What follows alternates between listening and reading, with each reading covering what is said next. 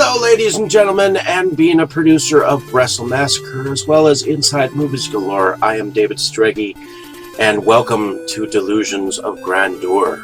Enjoy the reviews. I certainly did.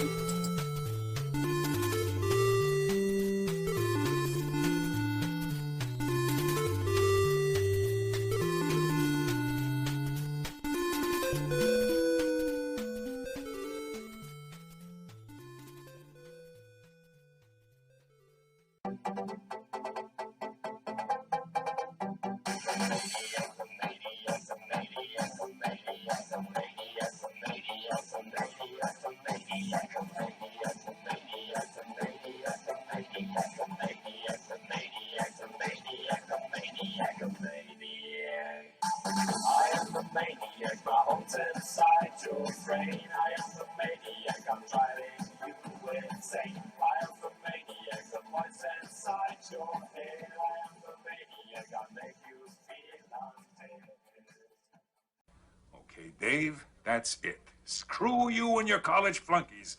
I've had enough of this from you and from everyone else. I know what you guys are trying to do. Break me down, drive me out of the force.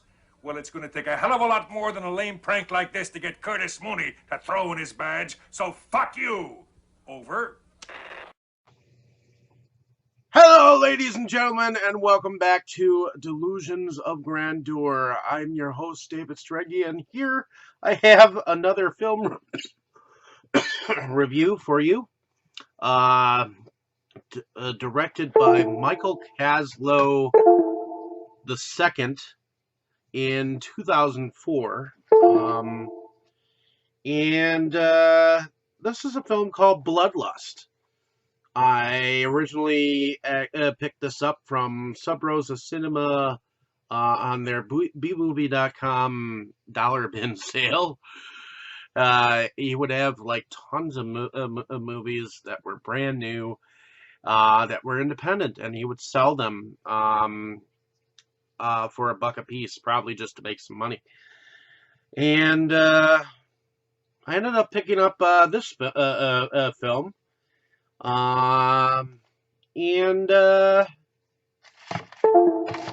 It's definitely different. So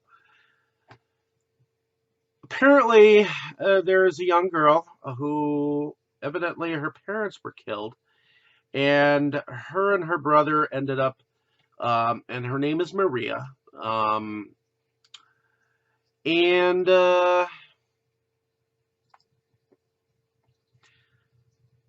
she ends up growing up in the convent that her and her brother stay at, and they were taught martial arts, both of them, in order to protect themselves from an unknown enemy that they didn't know about until her brother was killed by one of the undead, which.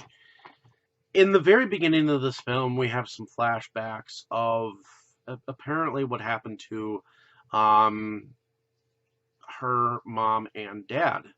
But we only see like her mom getting like having a vampire suck her blood, and then you see a bit of okay, we don't want the kids no more, yada yada yada.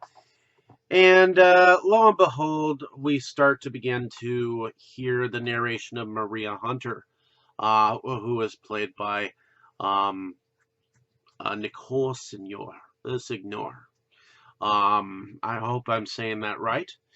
And she ends up being kind of a badass, kind of a la femme fatale kind of a girl, who ends up going after vampires in order to enact the revenge on the vampires that have killed her family. And she attracts the attention of a tracker, and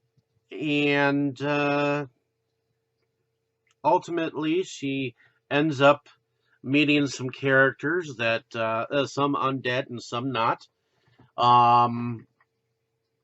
One femme fatale like lady who of the undead actually helps her out and helps her figure out where this tracker is so that she can hunt it down and try to get it off her back, so to speak. There are several fight scenes, several fast forward scenes. My biggest problem is that the vampires, their teeth are like eat like this instead of like more closer like this. uh, but also the noises the vampires make are in between like a cheetah or a lion. I don't know what you want to call these. These are animal sounds, and you normally. I mean, yeah, this is an independent feature, but it it is laughable in a way and comical to hear these sounds in order to admit the rage that these vampires are trying to emit to us. You know, I mean, couldn't it be more of like a believable sound instead of the cheetah roar? I mean, but the object and the idea of the film, the reason why it's called Bloodlust, is that Maria Hunter, that is her name, goes off on a revenge trail because um, she lusts to somewhat bring closure to the deaths that have happened in her life. So yeah.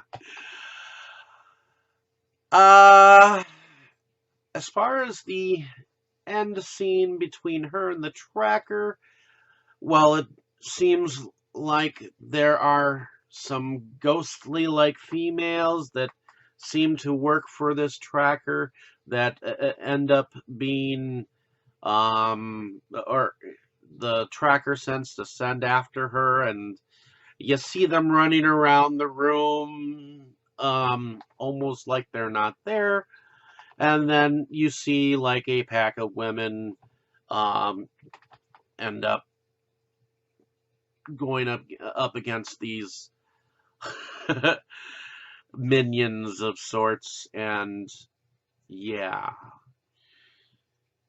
Was the film enjoyable?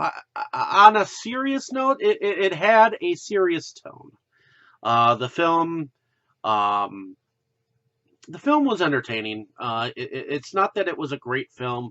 It's like a cheesy, almost so bad that it's kind of good.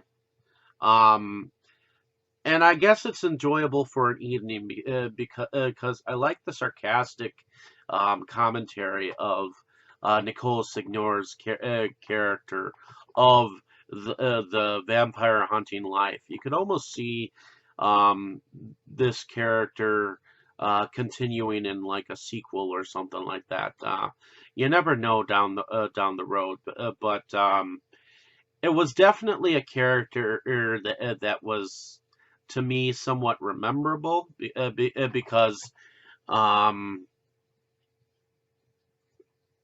you get to see what the character goes through, and you hear her tale of woe, and you see the tale of woe, and there is some camera work in here that isn't too bad, but there is a moment where one of the vampires that is helping her, she ends up helping her get past these two thugs that evidently want to stop her from coming into this like low down looking club, and you see her go fast and stab this guy like all around him, and it's kind of hilarious. I mean, but in any case. So some of the effects were kind of corny, but in all reality, it's not a bad film. It's not a horrible film. I mean, to me, it could be better.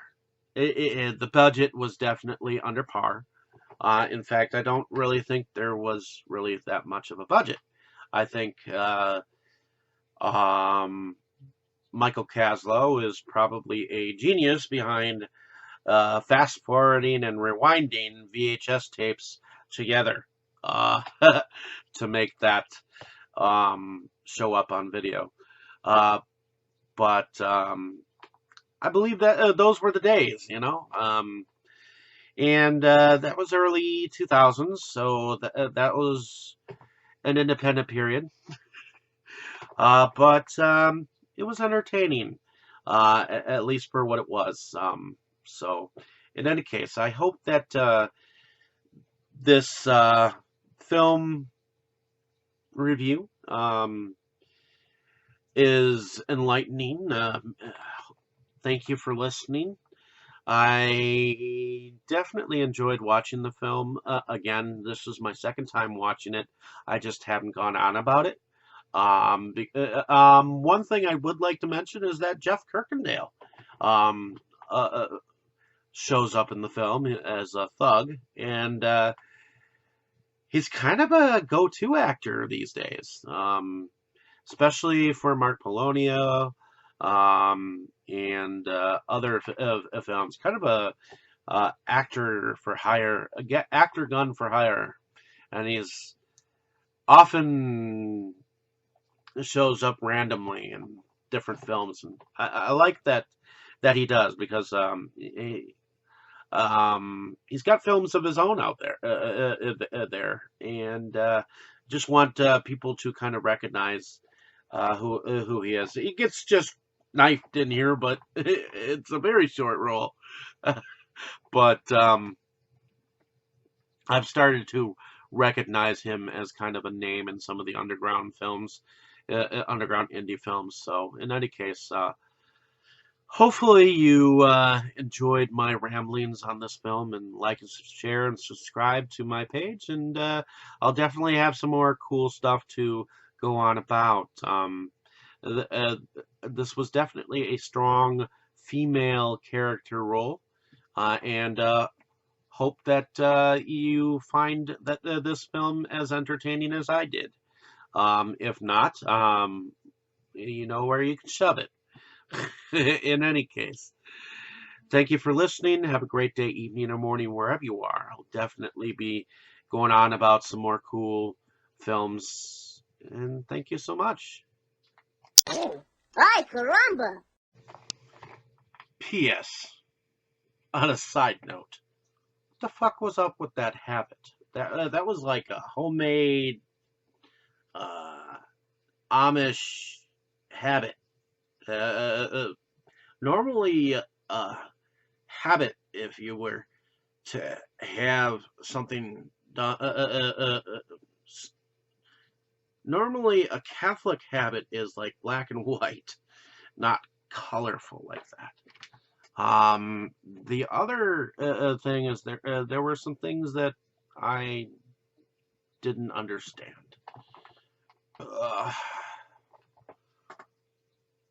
Like the tattoo artist.